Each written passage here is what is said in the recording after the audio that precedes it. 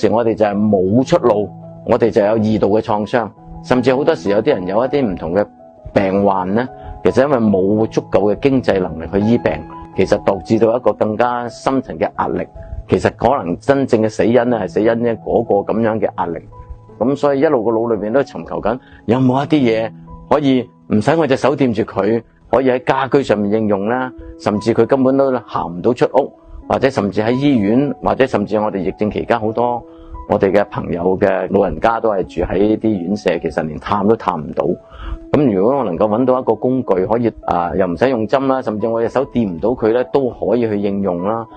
咁原來喺近10年度咧，其實咧嘅醫學咧上面咧有一個好好嘅發現咧，原來幹細胞咧係一個好好嘅醫治嘅一個工具。不過幹細胞嘅應用好多時都係透過針藥啦，咁一來好昂貴啦，甚至咧會有一啲排斥啊，有一啲嘅副作用。好開心咧，我哋喺最近咧就遇到一個好好嘅產品啦。咁原來呢個產品咧就喺呢一個光療嘅自然療法上邊咧去發展出嚟嘅。咁佢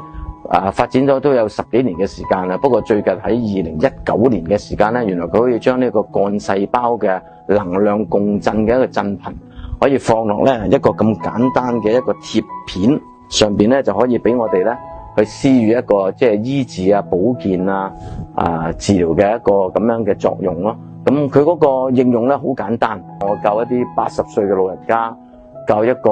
10歲未夠嘅小朋友，咁我只要話都俾佢聽個穴位喺邊度，我點一點，跟住咧就好似一個咧即係我哋嘅膠布咁樣貼落去佢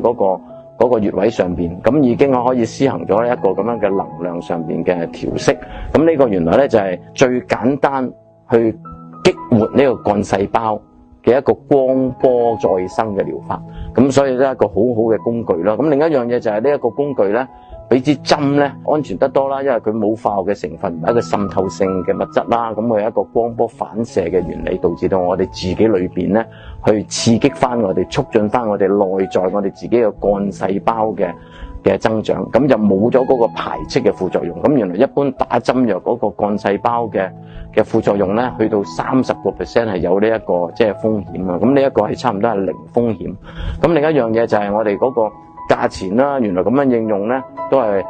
一杯奶茶嘅價錢，佢就可以去施行一個針灸穴位上邊嘅一個光波嘅再生嘅療法。咁所以呢一個都係一個好好嘅工具咧，去幫助我哋達至到呢一啲即係治療啊、保養啊，甚至係美容啊、長壽啊嘅效果咯。